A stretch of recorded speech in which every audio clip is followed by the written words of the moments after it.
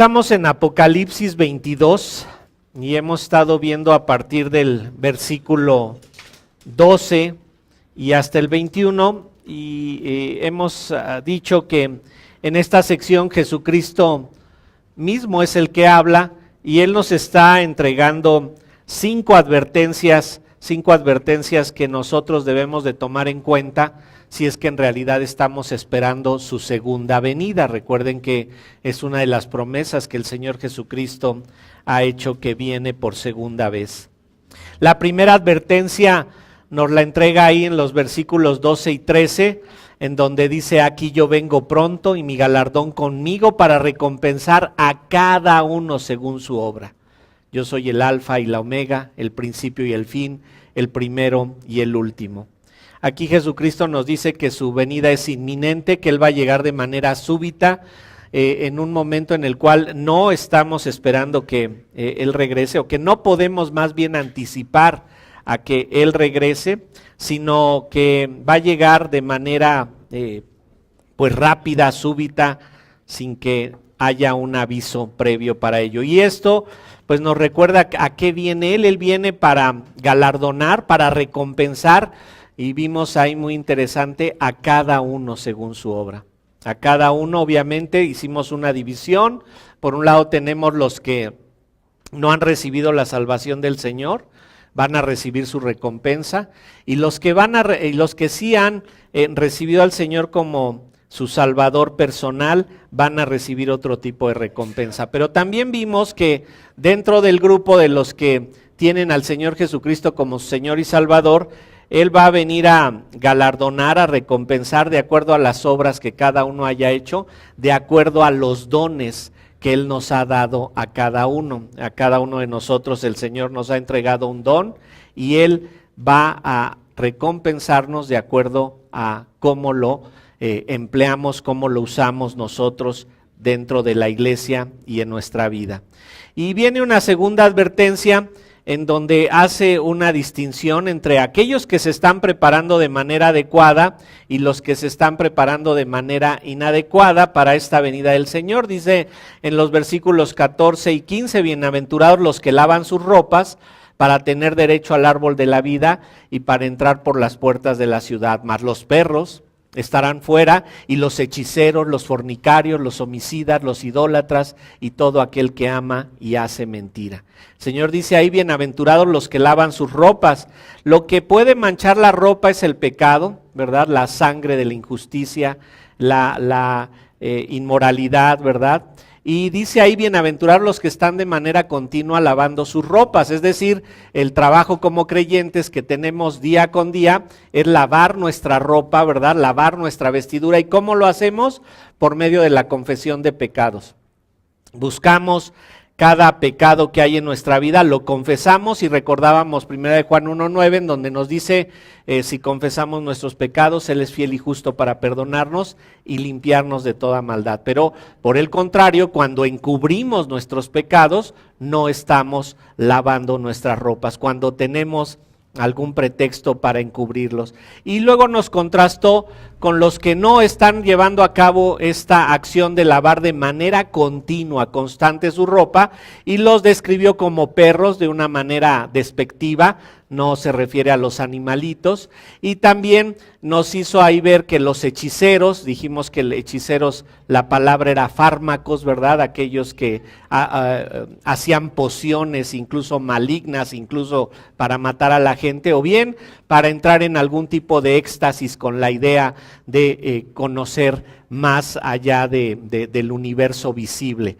Estos hechiceros van a estar fuera junto con los perros, los fornicarios, ¿verdad? Acuérdense que fornicario es cualquier persona que tiene relaciones sexuales fuera del matrimonio.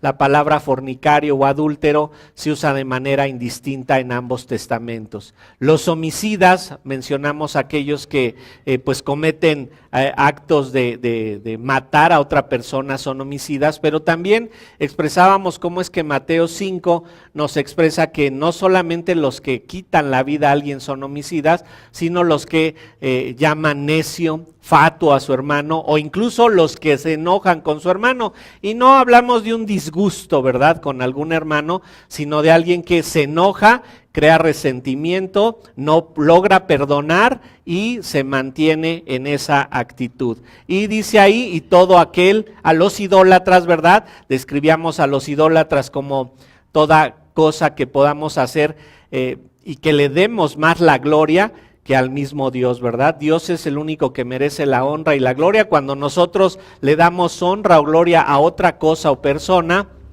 estamos cayendo en idolatría. Y acaba diciendo que todo aquel que ama y hace mentira, pues no va a recibir este galardón. Entonces la primera advertencia es: Jesucristo viene por segunda vez para galardonar. La primera advertencia: Jesucristo viene por segunda vez a la tierra para galardonar. La segunda advertencia es: tienes que vivir preparándote para ser galardonado, lavando tus ropas de manera continua, o de lo contrario serás como los descritos ahí en el versículo 15. Y viene la tercera advertencia ahí en el versículo 16, y ahí es donde vamos a retomar nuestro estudio, ¿verdad? Viene la tercera advertencia: Jesús, ¿verdad?, tiene el deseo de galardonar. Dice ahí en el versículo 16: yo, Jesús, he enviado mi ángel para daros testimonio de estas cosas en las iglesias. Yo soy la raíz y el linaje de David y la estrella resplandeciente de la mañana. Vamos a ver cómo es que aquí su advertencia es que él tiene el deseo de galardonar, pero entonces nos surge la pregunta: ¿tú tienes deseo de ser galardonado? ¿Tú tienes el deseo que Dios te galardone, te premie, te pague conforme a tus obras, verdad? Inicia diciendo: yo, Jesús.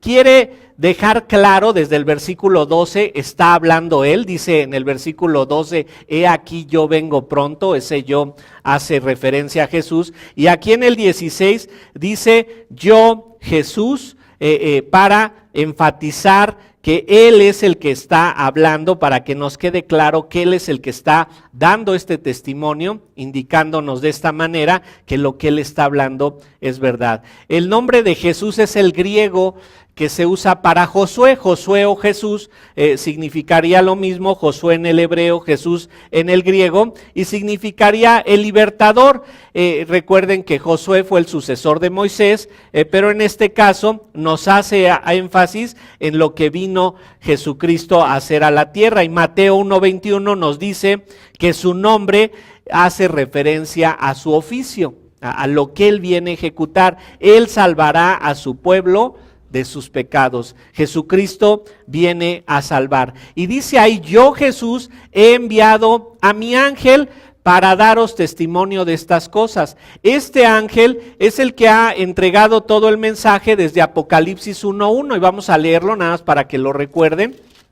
Es el que ha estado entregando todo este mensaje. Dice ahí en Apocalipsis 1:1, la revelación de Jesucristo que Dios le dio para manifestar a sus siervos las cosas que deben de suceder pronto. Y la declaró enviándola por medio de su ángel a su siervo Juan. ¿Se dan cuenta? Dios mismo, Jesucristo, que es Dios, ¿verdad?, envía a su ángel para que le muestre a Juan todas estas cosas.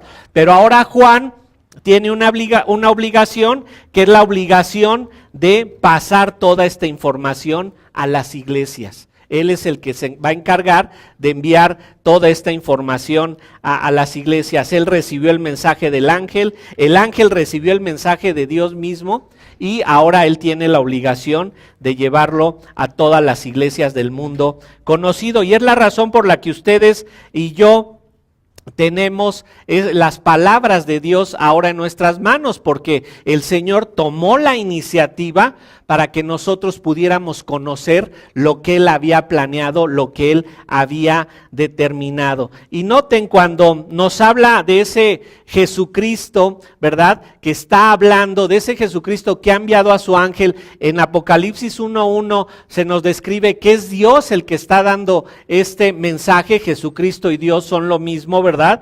Y esto nos habla del espectro de su autoridad. Y dice ahí en Mateo 28, 18, ¿se acuerdan cuando él va a dar la gran comisión? Les dice, toda potestad me es dada en el cielo y en la tierra. Él tiene toda la autoridad en el cielo y tiene toda la autoridad en la tierra. Y esa autoridad, ¿verdad? La está usando en todo momento. ¿Se acuerdan que en el versículo 13, ahí mismo en Apocalipsis 22, nos dijo, yo soy el alfa y la omega, el principio y el fin, el primero y el último, haciéndonos referencia a toda esa autoridad que él ha tenido en todo momento en el cielo y en la tierra. Él nunca ha perdido esa autoridad, jamás lo ha vencido. Recuerden, él resucita venciendo a la muerte, mostrando así que él tiene autoridad sobre la muerte. Todo su ministerio fue enfocado para decirnos cómo tenía autoridad sobre el mundo material y sobre el mundo espiritual. Él tenía la autoridad total. Y en esa autoridad, ¿verdad? Él ha enviado a su ángel para darnos el testimonio de estas cosas, dice ahí, en las iglesias. Y ahí nos está incluyendo a nosotros porque son todas las iglesias que han existido desde entonces. Aquí nos está mostrando entonces Jesucristo que Él está buscando componer, ¿verdad?, esa relación. Él está buscando restaurar esa relación con el hombre desde el inicio de que el hombre pecó. Recuerdan, el hombre es expulsado del huerto del Edén y toda la historia que tenemos desde Génesis 3 y podemos decir hasta Apocalipsis 20, es la idea de cómo va a ser Dios para restaurar su relación con el hombre. Noten, podíamos dividir ahí la Biblia en esas tres partes maravillosas, se las recuerdo de manera constante. Génesis 1 y 2, el hombre antes del pecado. Génesis 3 hasta Apocalipsis 20, el hombre durante el pecado. Y Génesis 21 y 22, el hombre después del pecado, ¿verdad? Así podemos dividir, así de fácil podemos dividir todo el mensaje de la Biblia. Y notamos que el mayor bloque, ¿verdad?, de versículos, de capítulos, de libros, nos están hablando de esa intención continua, constante, que Dios ha tenido para restaurar su relación con toda la humanidad. Él tiene toda la autoridad en el cielo, tiene toda la autoridad en la tierra, y en esa autoridad Él está buscando, ¿verdad?, restaurar su relación. Él tiene el deseo de venir y galardonar. Recuerden, parte de su galardonar es dividir quiénes han sido salvos, quiénes no, y Él tiene absolutamente toda la autoridad para hacerlo. Y noten, Él va a mostrar todo este mensaje a las iglesias y nos va a decir ahora de dónde proviene su autoridad, de dónde sale la autoridad que Jesucristo tiene. Y ahí en la segunda parte del versículo 16 nos entrega información en donde Él nos dice de dónde proviene su autoridad. Dice, yo soy la raíz y el linaje de David, la estrella resplandeciente de la mañana. ¿Cómo nos va a mostrar ahora su autoridad? Por medio de su raíz, ¿verdad? Por medio de su linaje. Y noten, al decirnos que Él es la raíz y el linaje de David, Él nos está hablando de que esto ha sido el plan de Dios siempre. Él levantó a David, ¿verdad?, para que David fuera un rey conforme al corazón de Dios. Y se acuerdan que a David se le hace una promesa. Uno de tus descendientes siempre va a ocupar el trono. Jesucristo es descendiente directo de David. Él es descendencia y linaje de David. Como descendencia, ¿verdad?, que es la raíz, por eso dice soy la raíz. Él es descendencia. Notamos que en todos estos pactos Él ha mostrado esta idea. Él hizo el pacto noaico, ¿verdad?, el pacto con Noé, con la idea de salvar a la humanidad. Y ahí decidió que solamente 8 personas iban a salvar y el resto de la humanidad iban a morir. Después él hace su pacto con Abraham y decide que ahora ya no va a tratar con la humanidad en general, sino solamente va a tratar por medio de la descendencia de Abraham. Y ahora, ¿verdad? Cuando llega David, él dice: por medio de ti voy a tener un rey siempre en mi trono. Todos los pactos mostrándonos cómo el Señor está buscando toda esta restauración en su totalidad. Es muy interesante porque David fundó la primera Jerusalén y ahora su descendencia, Jesús, va a fundar, vamos a llamarle, la última Jerusalén. Vamos a ver esto en 2 de Samuel 5, 2 de Samuel, para que vean cómo es que esto fue lo que hizo David, ¿verdad? Fundar esta tierra. 2 de Samuel 5, versículo 9, dice en el versículo 9, vamos a leer desde el 6, 2 de Samuel 5, versículo 6. Dice: entonces marchó el rey con sus hombres a Jerusalén contra los jebuseos que moraban en aquella tierra. ¿Se dan cuenta quién habitaba en Jerusalén? Los jebuseos, ¿verdad? Los cuales hablaron a David diciendo, los jebuseos le dicen a David: tú no entrarás acá, pues aún los ciegos y los cojos te echarán. Queriendo decir, David no puede entrar acá. Noten, era una ofensa. Mira, aún los ciegos y los cojos te van a echar, tú no tienes poder, tú no tienes autoridad. Esta Jerusalén es la tierra de los jebuseos. Pero David, dice en el versículo 7, tomó la fortaleza de Sión, la cual es la ciudad de David. Y dijo David aquel día: todo el que hiera a los jebuseos, suba por el canal y hiera a los cojos y ciegos aborrecidos del alma de David. Por eso se dijo: ciego ni cojo no entrará en la casa. Y David moró en la fortaleza. ¿Cuál fortaleza? La fortaleza de Jerusalén. Recuerden que eran ciudades fortificadas. Y le puso por nombre Ciudad de David y edificó alrededor desde Miló hacia adentro. Él funda esta Jerusalén, ¿verdad? Expulsando de ahí a los jebuseos y tomando posesión de ella. Y él es el que va a instalarse ahí como rey, y toda esta ciudad es nombrada la ciudad de David. Jesucristo va a fundar la última Jerusalén, ¿sí? David como fundador de ella, Jesucristo como fundador de la última. Y esta Jerusalén, pues el nombre Jerusalén viene de el urgarítico, que es un hebreo más antiguo que estaba en la región, que hablaban incluso los jebuseos. Y esta era la ciudad de Salem, Urusalem, así era el nombre original. Recordarán que cuando Abraham, ¿verdad?, va y rescata a Lot, él va y entrega sus ofrendas, sus diezmos, ¿verdad?, a Melquisedec, rey de Salem, ¿verdad? Desde ahí viene Jerusalén y ahí es fundada por él, y ahora Jesucristo les dice: yo soy la raíz y el linaje de David.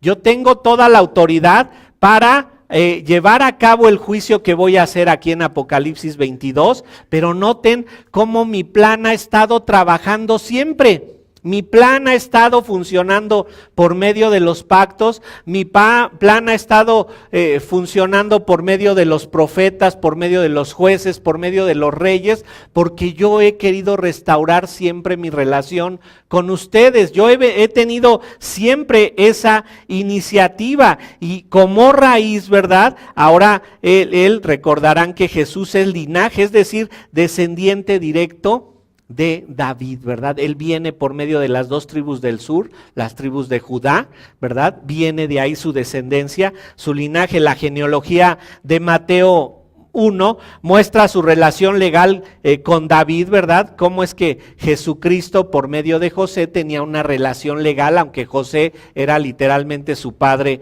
adoptivo. Y en Lucas 3, en esa genealogía, se nos muestra su linaje o su descendencia familiar por medio de María, ¿sí? Tanto José como María tenían una relación directa con David después del paso de muchos años, y es que él tiene toda esta autoridad. Y muy interesante, porque los fariseos no pudieron darse cuenta de esto. Ellos no lograron darse cuenta que el Señor Jesucristo era raíz y linaje de David, y por eso lo rechazaron. Y ahora Jesucristo está usando esto para decirnos: yo tengo este deseo, yo he tenido este plan, yo quiero galardonarlos, y nos ha declarado el plan.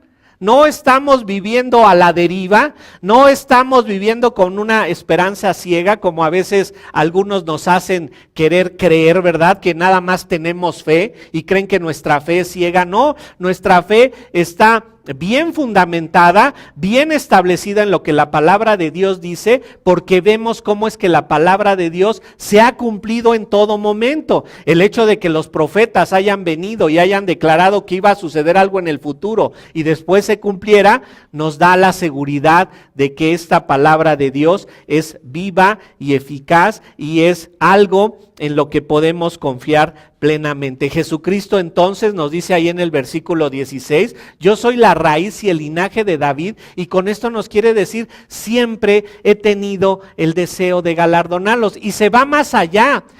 También soy, dice Jesucristo, la estrella resplandeciente de la mañana. Es un enfático para decir que será la luz que alumbrará para siempre, pero esta estrella está declarada desde Números. Vamos a Números 24 para que vean lo que está trazando Jesucristo. Se está yendo a lo más atrás de los libros de la Biblia para decirnos, ¿saben qué? Yo soy la estrella resplandeciente de la mañana. Números 24, versículo 17. Dice en Números 24, 17, ¿se acuerdan que Balaam quiere maldecir al pueblo de Israel? Pero en lugar de maldecirlo, lo bendice. Y ahí habla de esta estrella. Dice en el versículo 17, Números 24, 17, lo veré, mas ahora lo miraré, mas no de cerca, saldrá estrella de Jacob. ¿Se dan cuenta cómo está escrito estrella en su Reina Valera?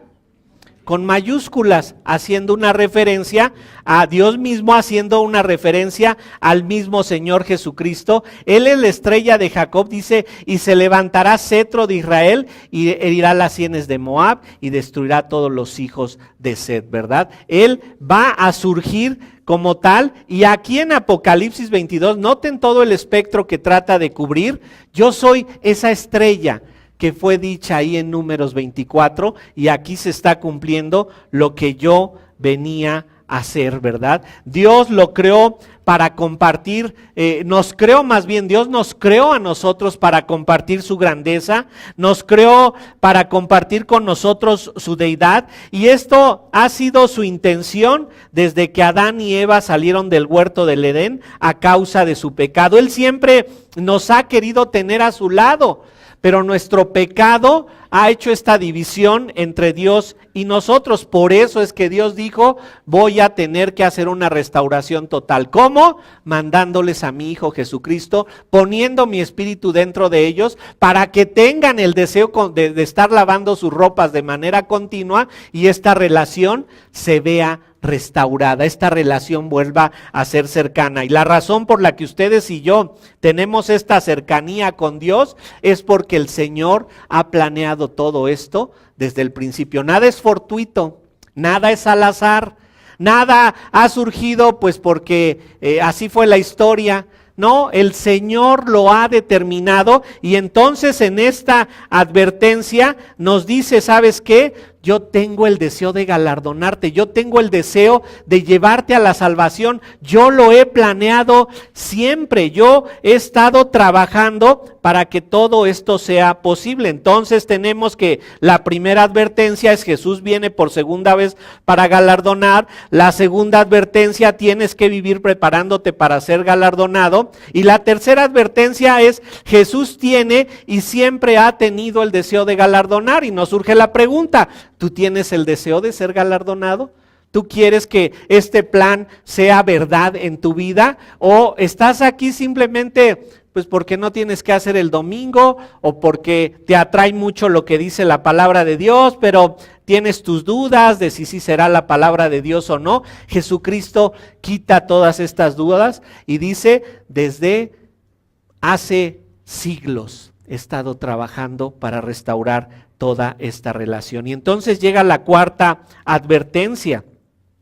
En esta cuarta advertencia vamos a ver que Jesucristo es necesario, ¿verdad? Es necesario para nosotros, pero también es completamente alcanzable para nosotros. Jesús es necesario y alcanzable. Noten versículo 17.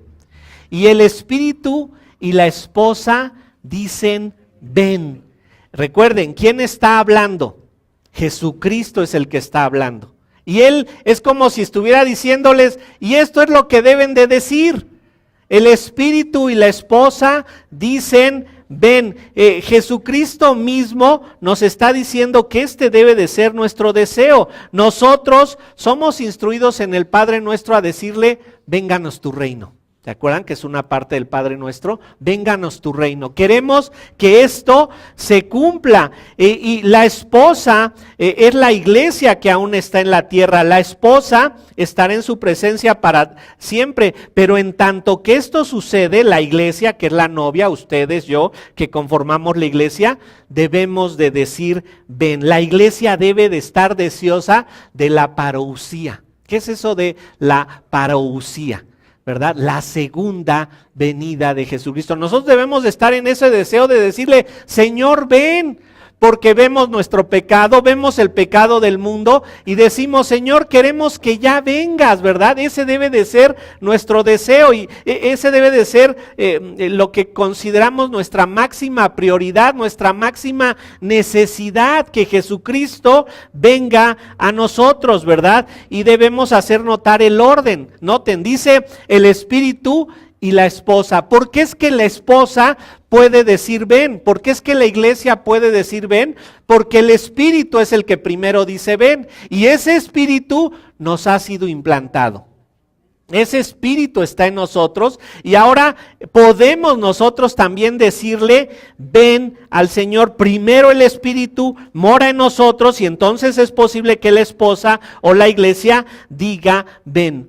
No puede existir este deseo si el Espíritu Santo no está en nosotros. Pudiera ser que no tengas este deseo porque desconoces lo que Jesucristo dice en este pasaje. Pero la realidad es que tú y yo debemos de tener ese deseo de decirle al Señor, ven, ven, que se ejecute ya toda tu plan, que se lleve a cabo todo tu plan. Y entonces hace una recomendación también. Él sabe, como lo vimos en las iglesias de los capítulos 2 y 3 de Apocalipsis, que no toda iglesia es perfecta. De hecho, no existe la iglesia perfecta. Acuérdense que se los he dicho, si ustedes van y encuentran la iglesia perfecta, primero no vayan, porque la van a echar a perder. Segundo, no me inviten, porque la voy a echar peor a perder yo que ustedes, ¿verdad? Entonces, no existe la iglesia perfecta. La iglesia está conformada por pecadores, redimidos la mayoría, y ojo, la mayoría, pero Dios sabe perfectamente que dentro de la iglesia hay quienes no tienen el Espíritu Santo de Dios, que forman parte de ella, asisten a ella, pero su corazón verdaderamente no está entregado a lo que Dios dice. Y entonces el Señor hace aquí una invitación, y el que oye, diga ven. Señor, pero si toda la esposa tiene al Espíritu, no podría caber esta recomendación aquí. Pero el Señor sabe perfectamente que dentro de la iglesia hay quien no tiene el deseo verdadero de vivir con Dios, que no tiene el deseo de vivir agradando a Dios, que no tiene el deseo de vivir lavando sus ropas de manera continua, sino que tiene el deseo posiblemente de juzgar a los demás, posiblemente de juzgar a la misma iglesia, posiblemente de simplemente sacar algún tipo de beneficio de la iglesia, pero que no tiene el verdadero deseo, el deseo auténtico, el deseo verdadero de querer vivir con Dios. Y por eso que dice, ¿sabes qué? El que oye, diga ven. El que aún no tiene el Espíritu, diga ven. Este debe de ser tu actitud. Y noten, nuestra actitud debe de ser reflejada porque se acordarán que dijimos, tenemos que hacer las cosas para la gloria de Dios. Este debe de ser nuestro deseo. Señor, ven, porque eso es lo que te va a dar tu gloria. Y noten, pocos fuera de la iglesia han escuchado este mensaje. Generalmente los que han escuchado todo el mensaje de la palabra de Dios son los que están dentro de la iglesia. Pero esto nos recuerda que hay gente dentro de la iglesia que aún no tiene ese deseo como algo prioritario. Ese deseo de que Jesucristo venga pronto. Y ojo, este deseo involucra dos cosas. Involucra bendición para los creyentes, pero involucra condenación para los incrédulos. Y noten, y ahí están todos sus parientes incrédulos, todos mis parientes incrédulos, toda tu familia que no cree y que no ha doblado rodillas ante el Señor, y toda mi familia que no ha creído y no ha doblado rodillas al Señor. Y ante esto podríamos decir, Señor, no, espérate, todavía no vengas, todavía dame un poquito de más tiempo, les quiero seguir compartiendo. Quiero seguirles hablando de ti para que ellos verdaderamente sean salvos. No, nuestro deseo debe de ser, Señor, ven. Ya, ¿por qué? Porque sabemos que Dios es el único juez justo. Él es el único que sabe a cuántos eligió desde antes de la fundación del mundo y cuántos de ellos van a ser salvos. Bueno, entonces la tengo fácil. Si no me eligió, no es mi problema. Él no me eligió. No, tú lo rechazaste abiertamente. ¿Sí? Y esto es una verdad que se muestra en toda la Biblia. Debemos desear su venida, aun cuando esto implica que muchos de nuestros seres queridos no van a disfrutar del galardón. Aun cuando sabemos que mucha gente va a ser condenada y nosotros debemos de decirle, Señor, ven pronto. ¿Por qué? Porque sabemos que Él es un juez justo, que Él va a obrar en justicia y que nada depende de nosotros, sino que todo depende absolutamente de Él. Ninguno, nadie, no habrá quien se pierda si fue elegido desde antes de la fundación del mundo. Y Jesucristo quiere que todos lo escuchen para aceptarlo y otros para rechazarlo. Y noten, esto es lo que hacemos a veces cuando compartimos el evangelio. La gente que escucha y atiende, gloria a Dios porque Él lo rescató. Pero la gente que nos rechaza, bueno, tiene, al menos mientras esté vivo, tiene para salvarse. Pero si lo rechazan durante toda su vida, van a ser condenados al lago de fuego por la eternidad. Y noten, esto es muy interesante, ¿verdad? Cuando le compartas el evangelio a alguien y te rechaza, acaba diciéndole, hazme un favor. Sí, ¿cuál? No te mueras. Espérate a conocer más acerca de Cristo. Jesús es un bien que nosotros debemos de estar deseando, nosotros debemos de quererlo, y el Señor Jesucristo dice, y todos los que oigan, digan ven, y dice ahí, y el que tiene sed venga, y el que quiera tome del agua de la vida gratuitamente. La palabra gratuitamente en el latín dice gratis. Si esa es la palabra en latín para gratuitamente, gratis, no cuesta nada, no tiene ningún costo, ¿verdad? Y debemos de decir esto, el Espíritu Santo mora en ti, el Espíritu Santo entra en ti, ni siquiera puedes decir, yo me arrepentí, porque sabemos y vamos a leerlo que el Señor es el que nos da el arrepentimiento. Vamos a segunda de Timoteo 2, versículo 24. Segunda de Timoteo 2:24. Segunda de Timoteo 2:24. Dice ahí, porque el siervo del Señor no debe de ser contencioso, sino amable para con todos, apto para enseñar, sufrido, que con mansedumbre corrija a los que se oponen. Y noten esta frase, por si quizá Dios les conceda que se arrepientan para conocer la verdad. Noten, ni siquiera puedes decir yo me arrepentí de mis pecados. Dios te concedió que te arrepintieras de tus pecados. Ni siquiera fue producto tuyo el arrepentimiento. ¿Sí? A todos nos enseñaron arrepiente de tus pecados y lo hacemos, me arrepiento. Pero después aprendemos que el Señor fue el que produjo el arrepentimiento en nosotros. Es decir, llegas al Señor como arminiano, pero no puedes seguir como arminiano toda tu vida, tienes que ser calvinista, ¿verdad? Cuando aprendes el conocimiento verdadero del Señor. Primero crees que tú aceptaste a Cristo, crees que tú te arrepentiste, pero cuando te das cuenta que el Señor está ejerciendo una soberanía absoluta sobre la tierra y sobre todos los seres humanos, te das cuenta que Él fue el que produjo en mí el querer como el hacer. Él produjo en mí el arrepentimiento. Él permitió que yo lograra comprender su escritura para que yo me pudiera arrepentir. Y por eso dice, el que tiene sed venga, y el que quiere toma del agua de la vida gratuitamente. El que tiene sed.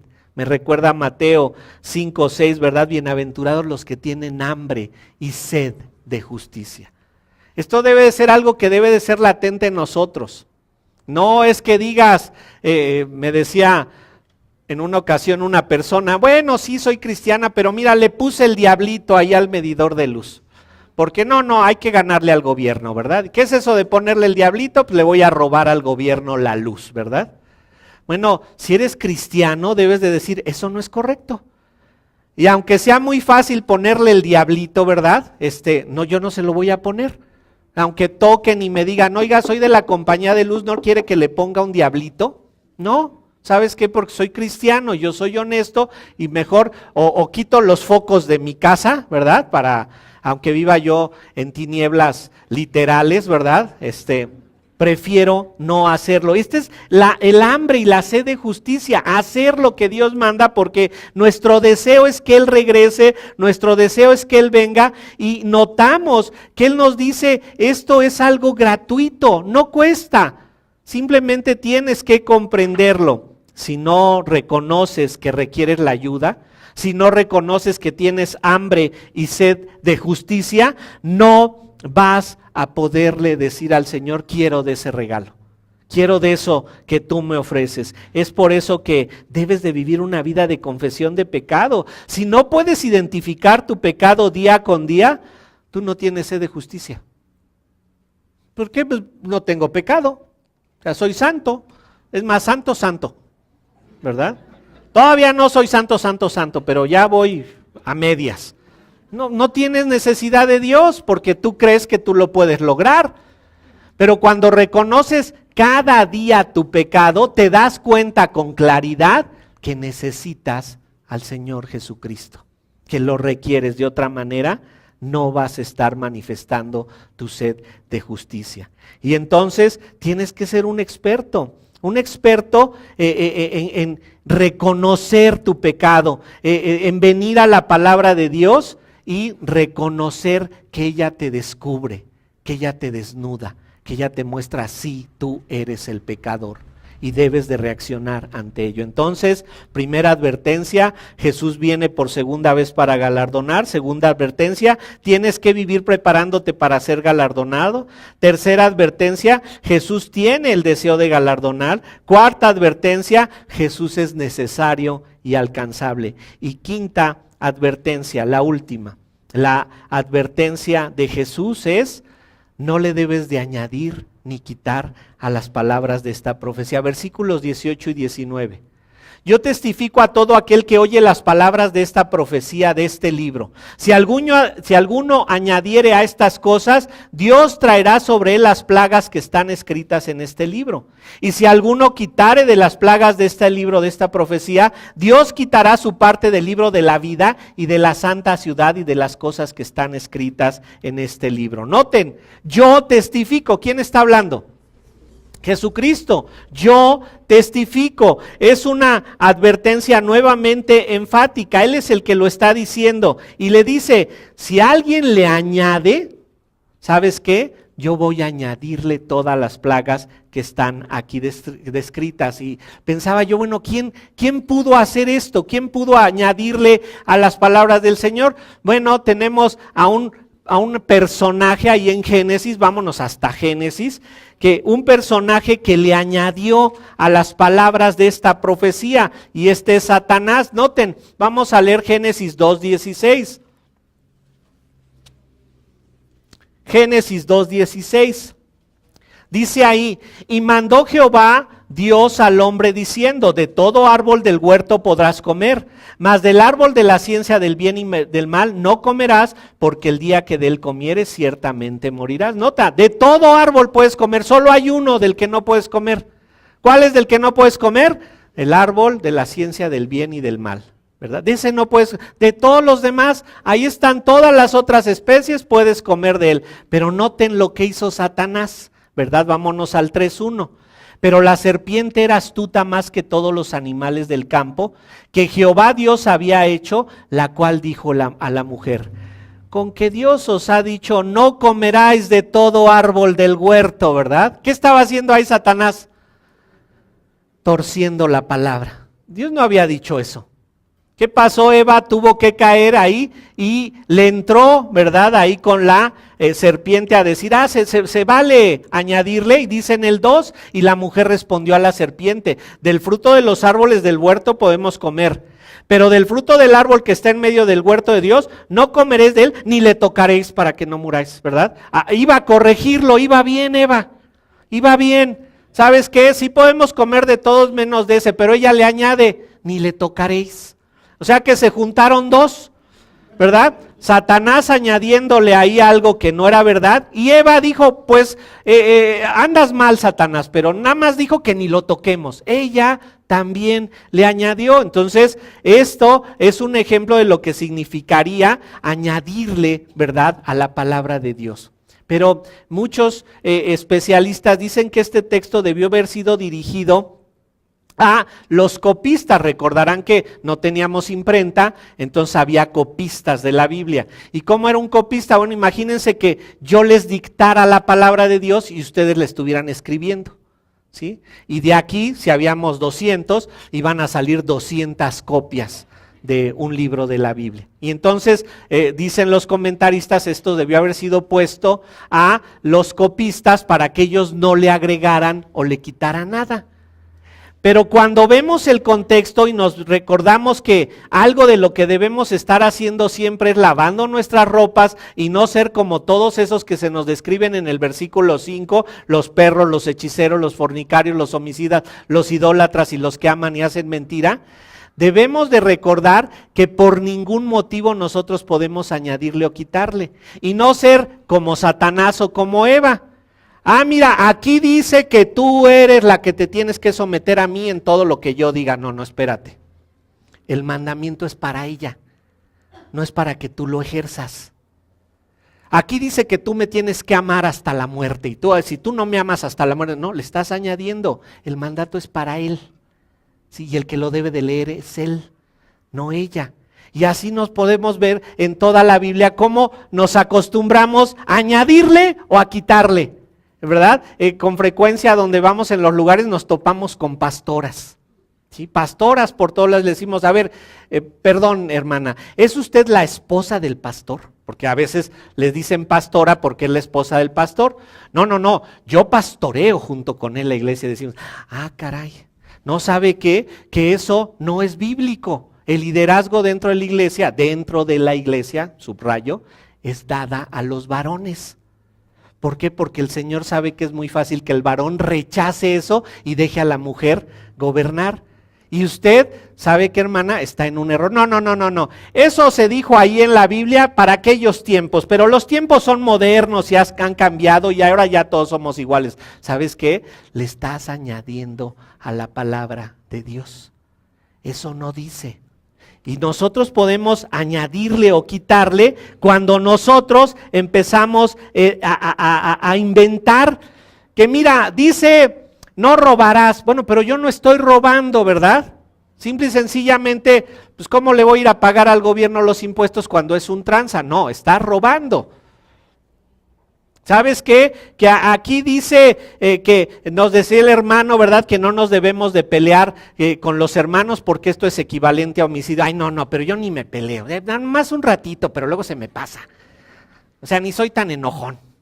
¿Sí? ¿Sabes qué? Estás ahí buscando quitarle o añadirle a la palabra. Y dice, si alguno quitare de las palabras, versículo 19, Si alguno quitare de las palabras del libro de esta profecía, Dios quitará su parte del libro de la vida y de la santa ciudad de las cosas que están escritas en este libro. Algunos dicen, ya ves hermano, se puede perder la salvación. Ahí dice, ¿no? Si le quitamos, pues quiere decir que el Señor nos va a quitar del libro de la vida, nos va a quitar ahí de nuestro derecho a la santa ciudad y nos va a quitar todos estos derechos. No, eso no está queriendo decir el texto acerca de la salvación. Lo que sí está queriendo decir, como ya nos puso el Espíritu en perspectiva, es que si alguien tiene el Espíritu de Dios, no le va a poder quitar, no le va a poder añadir. Solo aquellos que no tengan el Espíritu de Dios van a atreverse a quitarle o añadirle a este libro. Y esto es lo que el Señor dice, simplemente: tú no eras hijo de Dios. ¿Se acuerdan en dónde están estas advertencias? Dios va a dividir, Dios va a galardonar, Dios va a premiar. Si alguien se atreve, quiere decir que no tiene el Espíritu de Dios en ningún sentido. Y noten esto, nosotros debemos de apegarnos a todo lo que la palabra de Dios dice, tomarla como ella lo enseña. Y de ahí que requerimos este tipo de explicación para saber hasta qué punto estamos leyendo literalmente lo que ella dice y nos debemos de someter a ella, y hasta qué punto sí tenemos algunas opciones. Pero la realidad es que no podemos añadirle o quitarle. Y noten, no hay inmediatos. No hay, haz esto y va a resultar aquello. No hay recetas en la Biblia, hay un sometimiento continuo a Dios, un sometimiento continuo en espera a la obediencia, en espera a que todo esto surja. Y nosotros debemos de estar buscando establecer la palabra de Dios en nuestro patrón de conducta de vida, de la manera que lo hacemos de manera constante, para que al final recibamos las promesas. Noten, no se pierde la salvación, o se tiene o no se tiene, pero no podemos claudicar en el camino una vez que la tenemos. ¿Cuesta trabajo seguir a Dios? Sí, mucho. ¿Es difícil someterse a la palabra de Dios? Acuérdense que cuando nosotros decimos, es muy difícil obedecer la palabra de Dios, vamos mal. Ya vamos mal. No es difícil obedecer la palabra de Dios, es prácticamente imposible. Y cuando lo ves como un imposible, dices, requiero a Cristo, porque si Cristo no hubiera venido a mí, yo no tendría la capacidad de obedecer la palabra de Dios en ningún sentido. Pero Cristo es el que me da ese espíritu. Y después de estas 5 advertencias, nos vuelve a hablar Juan y nos vuelve a hablar el Señor Jesucristo. Y dice en el versículo 20, el que da testimonio de estas cosas dice, ciertamente vengo en breve. Nos reitera cómo empezó en el versículo 12, he aquí yo vengo pronto, y concluye diciendo, ciertamente vengo en breve. Súbitamente, sin avisar, como ladrón en la noche. El día y la hora nadie lo sabe. Todos tenemos que estarnos preparando día con día para esta segunda venida y estar deseándolo en su totalidad. Y llega el testimonio de Juan. Amén, dice. Amén. Sí, ven Señor Jesús, amén, así sea, estoy de acuerdo, no le quiero añadir, no le quiero quitar, quiero someterme a todo lo que tu palabra dice, así sea, amén Señor, que todo esto suceda tal y como tu palabra de Dios me lo está diciendo aquí. Yo no quiero alterarle nada, quiero un sometimiento total a ella. Señor, haz lo que sea necesario para que yo me someta a tu palabra. Sí, ven Señor Jesús. Y concluye diciendo algo maravilloso, que es lo mejor que nos puede desear Juan: la gracia de nuestro Señor Jesucristo sea con todos vosotros. Noten el mejor deseo de Juan para nosotros: que la gracia de Dios esté con ustedes, que la salvación sea una verdad en su vida.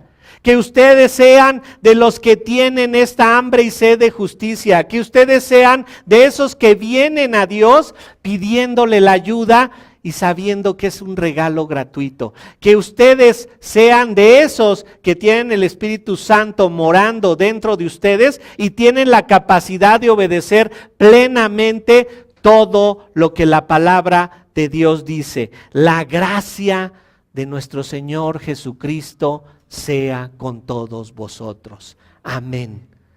Estas advertencias nos sirven para recordarnos cuáles deben de ser nuestras actitudes. Y Juan y el Señor Jesucristo nos recuerdan cuál debe de ser nuestra respuesta ante ello. Decirle, Señor, sí, amén, estoy de acuerdo, que así sea.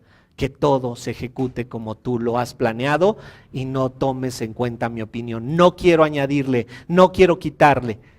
Quiero obedecer todo lo que tú me has mandado ahí. Oremos a nuestro Señor.